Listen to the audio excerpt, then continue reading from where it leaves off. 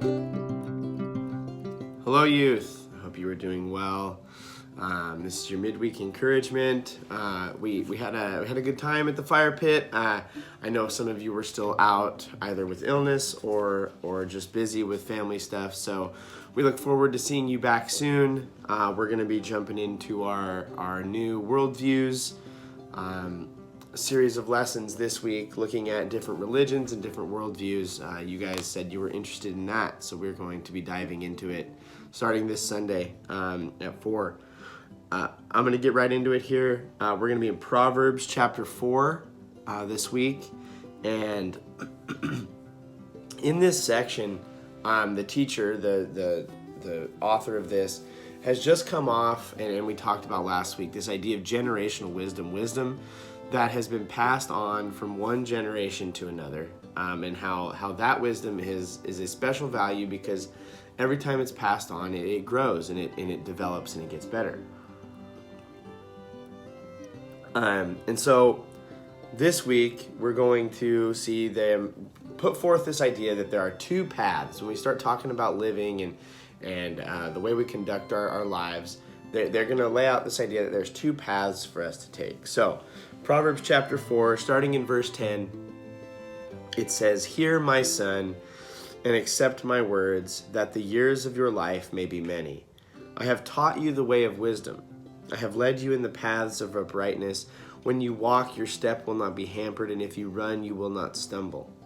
Keep hold of instruction. Do not let go. Guard her, for she is your life. Do not enter the path of the wicked, and do not walk in the way of evil. Avoid it. Do not go on it. Turn away from it and pass on, for they cannot sleep unless they have done wrong. They are robbed of sleep unless they have made someone stumble.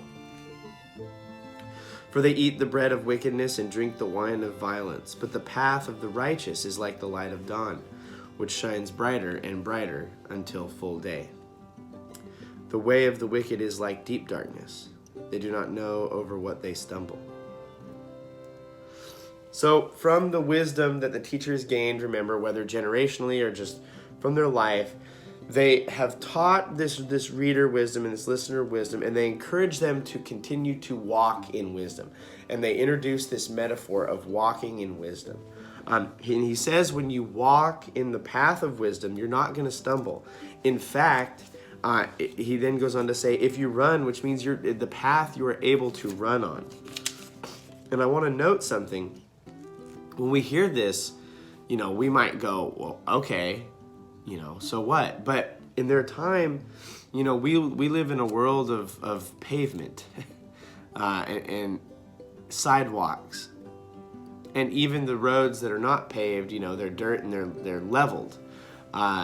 Where in their world, they often did not have paved roads. If there was a path, it was usually just a path because it was the path everybody took, and it was just trodden down by carts and by people walking and by animals walking on it. These were not always even paths, and they could not always be, the most trustworthy or easy to travel, especially when you're taking a path that is uncommon. And so, this idea of traveling this path of wisdom, he's introducing this metaphor of a path that has been traveled before, that it is trodden down, that you're able to travel on it smoothly without stumbling. And that brings us back to that idea of this generational wisdom. This has been a tested path. People have walked in this path of wisdom, and it has been beneficial to them in the past. You remain on this path by holding on to wisdom. You cling to it, and it stands in contrast to the path of the wicked or the path of evil. The path of the wicked is characterized by an active desire to do what is wrong, and seems almost as if this path, to be on it, you need to do what is wrong. You need to make someone stumble in their own path, so that way they will be on the same path as that person. Wickedness is both sustenance and enjoyment for these people. The path of the wicked takes pleasure in failing to show love to the people around it. And then the teacher gives this closing remark, this closing comparison. He says, the path of the righteous is like the light of dawn, that as the sun rises, it begins to reveal more and more light, more and more of the path, until it is revealed fully in full day. It's fully illuminated. The path of righteousness, this path of wisdom, it makes the right way to go, the correct path, more and more visible to us as we pursue wisdom, as we pursue righteousness, that is, lives that are in agreement with the things of God.